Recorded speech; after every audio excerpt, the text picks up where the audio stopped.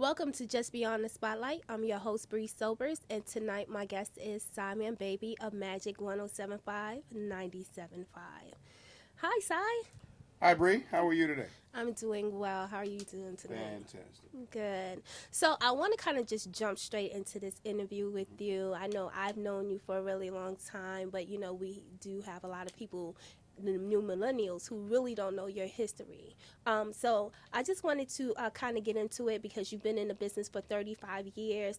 So, and you're considered a legend in Atlanta, the radio industry here in Atlanta. What made you, as a young black man in the South, decide that you wanted to get into radio and television? Well, I think at the time I was doing it, that I didn't see a whole lot of black folks on TV. Mm-hmm. Didn't hear a whole lot of black people on the radio where I was. I grew up in Eatonton, Georgia. Eating. Eatonton, Georgia, Okay. and it's about 75 miles southeast of Atlanta. Okay. In Eatonton, the radio station when I was a child was a country station, and there were stations that played black music in Atlanta, but we couldn't hear those stations, and they were too far away, AM stations. So I always wanted to do it. I always admired it. I always, walked around with a tape recorder and was that kid. You But had a tape recorder? oh yeah, I had a tape recorder back in the day. And I would record myself, and I would try to sound like people on TV and people on Okay. the radio. Were you singing country music? No, no, no, no.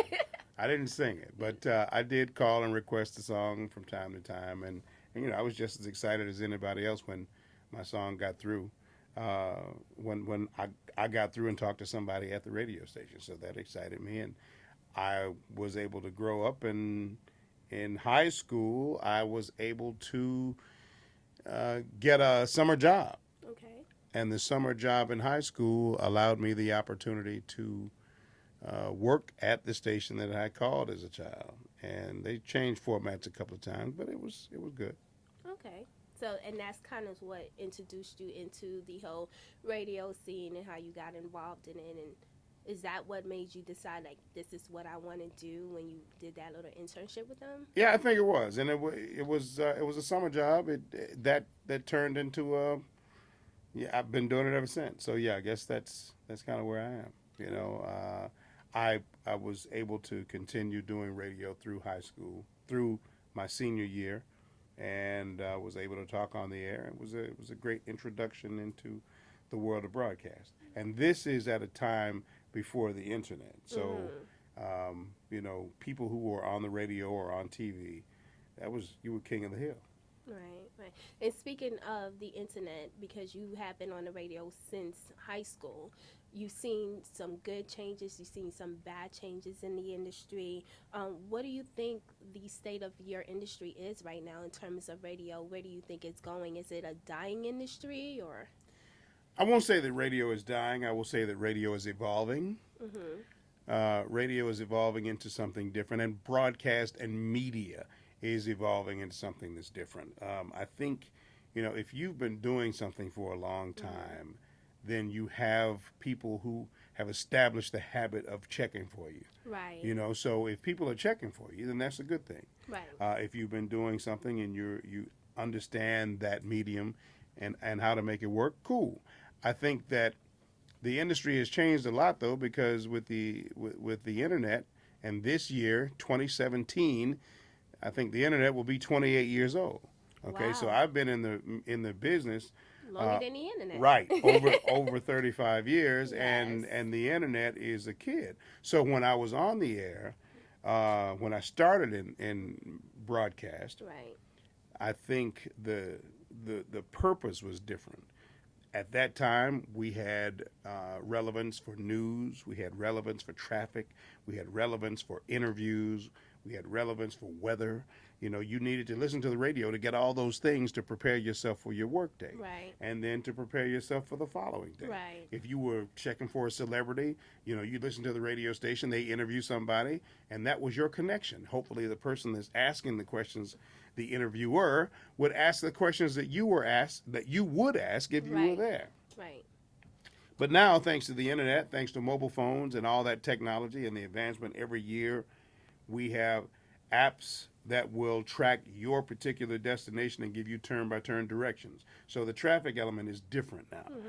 You have apps that will give you the weather for your particular zip code. Mm-hmm. You have apps that you can connect directly with and follow your favorite celebrities. Right. So if they want to communicate with you, they could communicate directly with you. That's what we are dealing with now. Mm-hmm. And now, from the same mindset, the dynamic is different for all of the other broadcasters like me.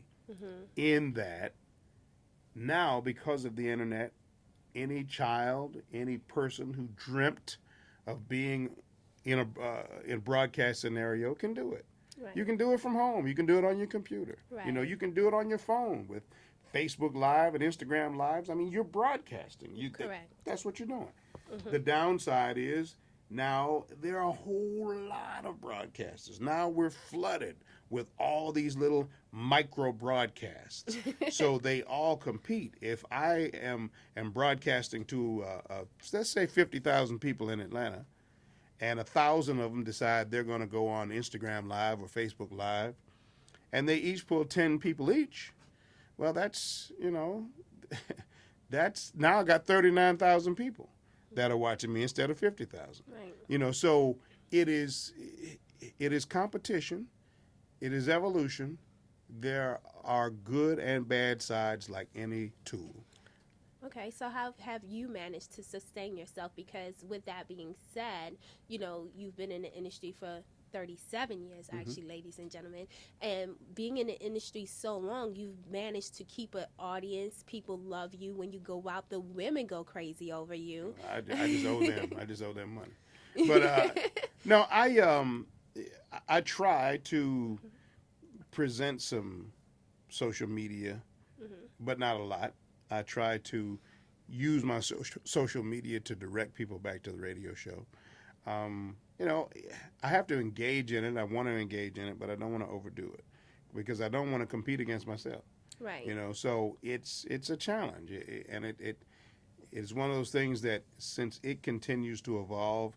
I mean, Facebook Live and Instagram Live didn't exist 2 years ago. That's true, because we did go live tonight. Right. You see what I mean? Yes. So, those things are always changing. There's new competition and there are new systems that come in all the time. Right. Exactly. Yeah, so we have to find ways to blend in and make it work.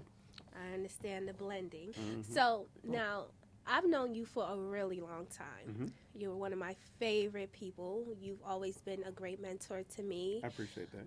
You're welcome. And he did not pay me to say that. But, honestly, you've always been a great mentor to me. Whenever I got stuck with a problem or needed some good advice about this business, this industry, because it can be very challenging, you've always been there. Mm-hmm. Now, that's me. Mm-hmm. So, and you've known me for a really long time, since I was a little girl stomping around in my stilettos, right? 3-4 years ago, yeah. You so funny. So, with that being said, what kind of advice would you give someone young who's wanting to, come into this business and be a part of it and be a part of the culture? What kind of advice can you kind of give them so that they can, have a leg to stand on? Well, do the things that I just talked about. First of all, take advantage of social media. Take advantage of the free platforms. Take advantage of internet radio. Take advantage of it. It's free. If you want to do YouTube videos, do it. It's free. It's there. It gives you an opportunity to develop yourself, your skills. It gives you an opportunity to be criticized, critiqued and criticized, so both good and bad. And you can see what other people really feel about you. And if they like you, if they gravitate towards you, it gives you an opportunity to build an audience. Because, it is my belief that if you examine what media companies, radio stations, even TV stations, Right. if you examine what they do, now they're not hiring people the way they did a few years ago. No. Now they're trying to automate more. They're trying to syndicate more. So you're finding more people like Ricky Smiley, like Steve Harvey, like Tom Joyner, all those people who have syndicated shows. They're growing, but the, student coming right out of school, out of mass media, classes, with a mass comm degree has a hard time finding a gig. Journalism. Right. Absolutely. Right. So they got a hard time. And, understandably so, because companies are finding themselves competing against all of these little micro broadcasts that we talked about. Exactly. So you create a micro broadcast and you grow your micro broadcast. And then when you get to the point where you have a serious following, you'll find that, companies will pay you to advertise their product, and you'll find yourself in a position that you can blend into a bigger media environment. They'll want to bring you in because you have a following already. Right. They don't want to help you develop your following. They want to take advantage of your following. Right. So build your following on your own. And I would just tell people to be responsible about what they put out there. Right. If it's something that you would be embarrassed about, no. Let me say that again. If it's something your mom or your grandma or your boss on your job would be embarrassed about, then don't put that out. Right. Tailor it so that you can say what you want to say, but don't be ratchet. Right. Unfortunately, ratchet sells. Oh, yes, it days. does. It does. Reality shows, all these, ratchet broadcasts, anything like that, that's what's selling now. And that's not good because so many people think that that's the way that they Yeah, should grow.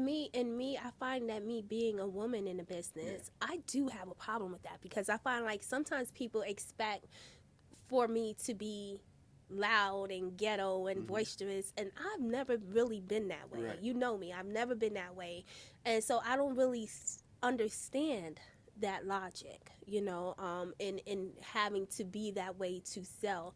I find it frustrating that a lot of young people growing up with this internet, and I say this internet because it's whatever they look at, it's whatever they choose to look at, it's whatever they embrace, and they find things that are unfiltered, they find things that have no guidance to it.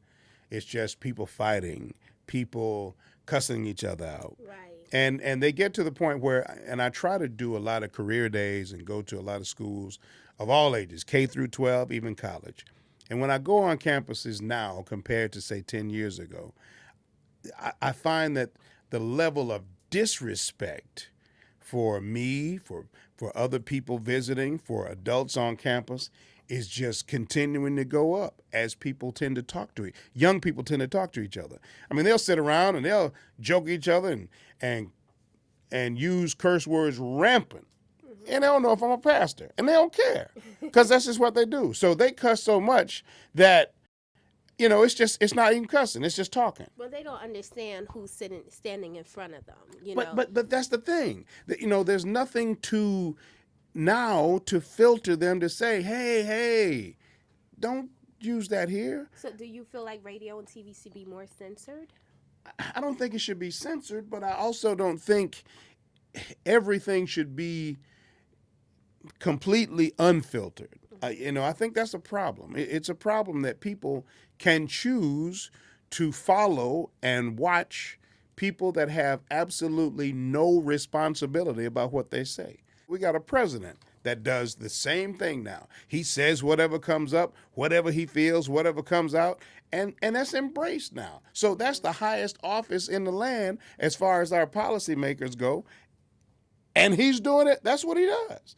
And people have embraced that, and I think it's never, ever, ever going to go back to anything civil. Now I think, because he's won the office, and he continues to do that and continues to tweet and all this in the morning completely irresponsibly, without thought. He just does what's on his mind. And, I think people should never say everything that's on their mind. It's a very dangerous It's thing. dangerous to do. You should. I Right. mean, nobody can stop you from thinking anything, but you should never say everything that you think. Absolutely, absolutely. We have a lot of quantity and not enough quality. There you go. So I can assure you that my work you see is absolutely going to be quality. There you go. That'll work. So let me ask you this: with all the things that you just touched on and in life, and you've seen, if there's anything that you could change or make an impact or make it better, what would that be in life? That's a $1 billion question. I don't know what I could change. Wait, did I just hit $1 billion question? Yeah, you hit Ding, a ding, ding, ding, ding, billion-dollar ding, ding, question. ding, ding. If we can answer it, we'd get $1 billion. But you know, there are a lot of little things that I would try to impact, and I guess that's what you do. There was a story a long time ago. It's an old story. It's nothing new. That a cat was walking down the beach and throwing starfish back into the ocean, and somebody else comes along and says, "There are hundreds of starfish here. You know, you can't make a difference by standing here just throwing them in one at a time into the ocean."